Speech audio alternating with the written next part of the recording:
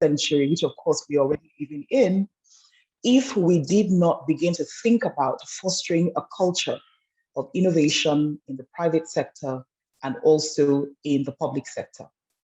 And so the very first NEDIS was initially designed as a social innovation workshop that would help us to achieve these aims. That said, NEDIS has grown. The vision has become so much bigger. It has become a more inclusive exercise, and it has become quite an impactful one as well. And so, again, the summit was born really out of the need to bring education innovators together in one room to engage strategically with key stakeholders in the education sector, ranging from government actors to policymakers, funders, development partners, and other non-state actors. And the main objective of NEDIS was and continues to be identifying, supporting, and scaling up education innovations in order to improve access to quality education in Nigeria and across Africa. And over the years, we have had the incredible privilege of being able to bring together a broad spectrum of education sector stakeholders every year, and for the purpose of engaging strategically and highlighting the role of education innovations in solving the challenges that are facing the delivery of accessible and high quality education. And so between 2015 and 2021, our themes have covered, first of all, in 2015, we were talking about how to strengthen the design, implementation, and impact of education innovation in Nigeria. And at the very first NEDIS, I do recollect the innovative practice of having a clinic where we were able to bring together funders in the education sector and those who sought funding in the education sector and actually have a matchmaking exercise, which seemed to have worked pretty well going by the outcomes of that exercise. And then in 2016, NEDIS 2 focused on scaling up education innovations in Nigeria. And it was really about a call to action. And this was where we spent a lot of time asking ourselves, how do we systematically scale what is working? Because before you can scale what is working, you have to know what is working. You have to be clear that it is scalable. And then you have to have a system by which you scale it so that it becomes institutionalized and becomes part of practice, particularly in the corporate sector. And then in 2017, we moved from evidence to policy and action. And we were asking that question, what works in the education sector? And this was a particularly exciting endeavor as we began to look at the connections between data and evidence. We began to explore the differences between data and evidence. And then we moved into policy and the role of evidence in policy making, and then the role of evidence in action. And we asked ourselves deep questions about how we move the needle to become a society that focuses more on evidence when it comes to policy making. And when we think about our education activities, our interventions, our programs, how does evidence inform the development of these activities and interventions? And then in 2018, NEDIS 4 focused on a very important theme in the education sector, which is accountability and transparency in education. And there we discussed issues, challenges, and opportunities.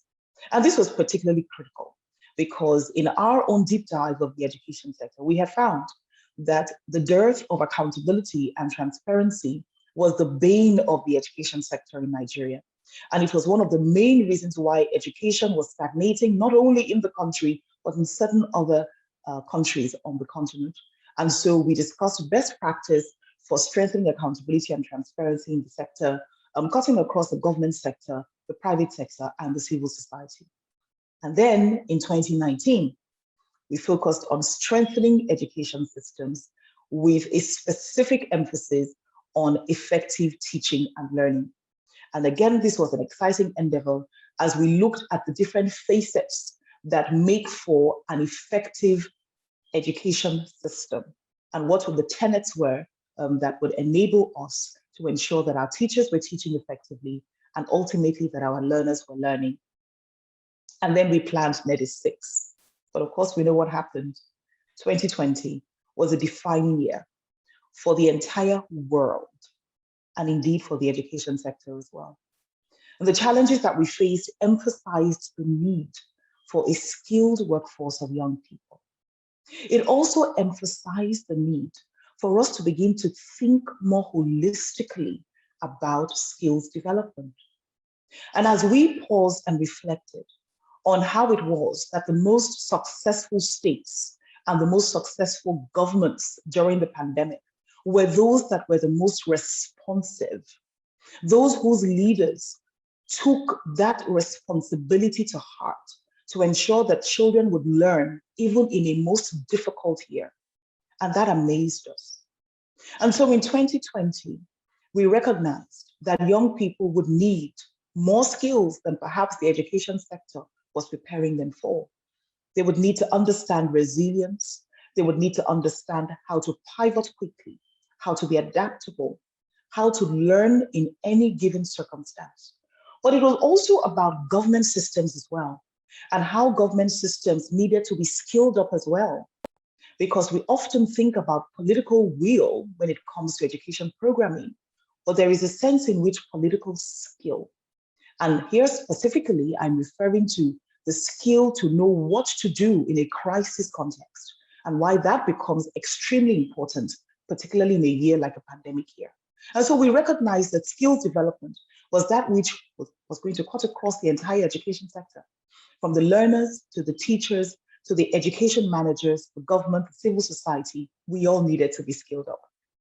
And so one of the things that we first of all did, and this was starting in April 2020, was to, again, default to that which we typically do in Tech Center, and that is to default to data.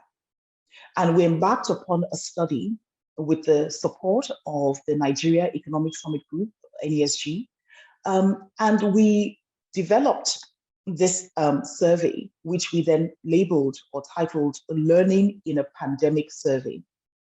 And what that did was, as it took us across the length and the breadth of Nigeria to study the impact of this abrupt school closure and the disruptions in the education sector, we ourselves began to realize more and more what the scale of the challenge was. As we studied contexts in which children had absolutely no access to learning material, and other contexts in which children were able to pivot very quickly to technology-enabled learning, we realized that we do have a lot more to learn and a lot more to do in the education sector. And so the era ushered in by the pandemic indicates to us that beyond survival, there is a need to educate the African child for a future of innovation that contributes to the global economy. The continent's majority youth population needs a multiplicity of skills that positions them for productivity, inclusion, creativity, and adaptability within a rapidly evolving world. And in the year 2021, the recognition is that the import of skills development is no longer a nice to have, it is a need to have. Countries that will move forward, that will take their seats in the Committee of Nations, are those that have recognized and continue to recognize that the most valuable asset that they have is their young people and their children. And in a continent like Africa, with our incredible youth population, we are sitting on a gold mine potentially. And so when we think about building skills, we obviously are thinking about fundamental and foundational skills in literacy and numeracy, but we're also thinking about socio-emotional skills. We're also thinking about skills for livelihood, skills that enable young people to prepare themselves for a future that is sustainable. And as we think about building those skills, we obviously need to turn our minds to the setting in which those skills are going to be used. And so where are the opportunities for young people to be able to use their skills? Where are the industry opportunities? Where are the opportunities for enterprise? And so we have a holistic conversation about skills development. And so the theme for this year's NEDIS is really to bring stakeholders together. That's the purpose, to bring stakeholders together to contribute to ways and measures by which we can develop skills for a growing youth population. As I sit here and ponder the incredible amount of brain drain that our country, Nigeria, has experienced just in 2021. We think about the flight, for example, of our healthcare professionals. We think about the flight of so many of our technology innovators. The reality is that we have to think very deeply about building skills in our young people, but also about retaining those skills so that they can be useful and beneficial, not just to Nigeria, but within the context of a rapidly globalizing world, but also to Africa, but to be able to benefit Nigeria in a way that ensures that we receive some return on the investment in public education. It is often said that the journey of 1,000 miles begins with a single step. And whilst we recognize the incredible amounts of work that have been done by our partners and stakeholders, we believe that this year's NEDIS offers us the opportunity to reset the conversation, to reframe that conversation together. Participants at this delegate include representatives from governments, from the civil society, from the corporate sector, from the media, from academia. Young people are at this summit. And so my hope and our hope at TEP Center is that we will come together and have a meeting of the minds in terms of how it is that we need to begin to prepare our young people for a future that is incredibly uncertain. And I use that word a lot, incredible. You know, the story of the hummingbird is one that always creates an emotional response in me. When I think about the little hummingbird going into the ocean, taking a drop of water and pouring it on the forest fire, and being asked the question, what exactly do you think you're doing, you tiny little insignificant hummingbird? And the response of that little bird was, I'm doing my best.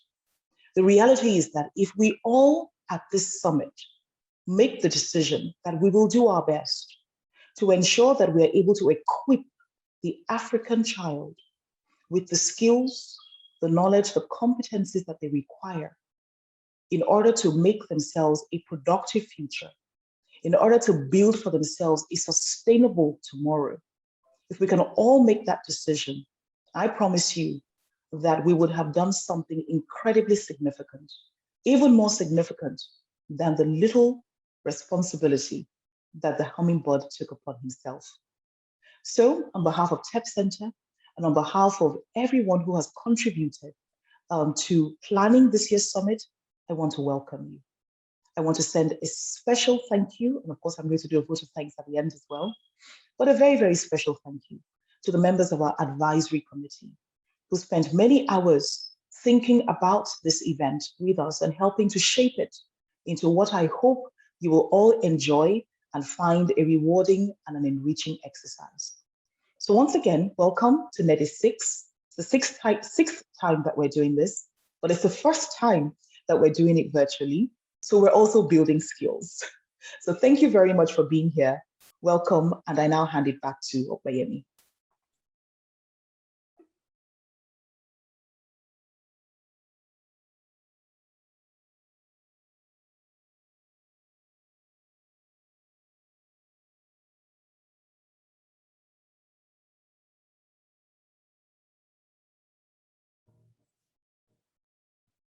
Hello, welcome to Tech Learning Academy, the training arm of the Education Partnership Center. At Tech Learning Academy, we provide capacity for development to professionals and organizations working in the education and development sectors.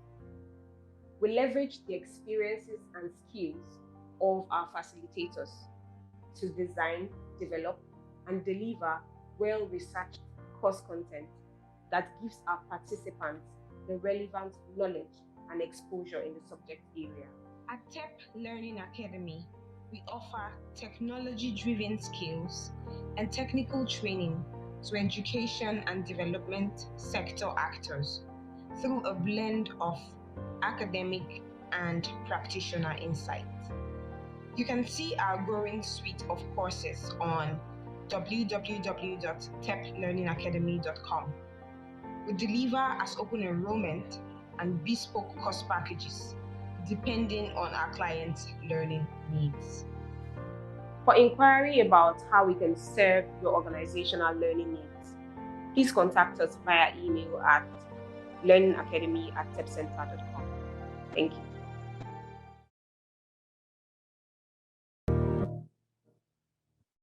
Hello, welcome to Tech Learn.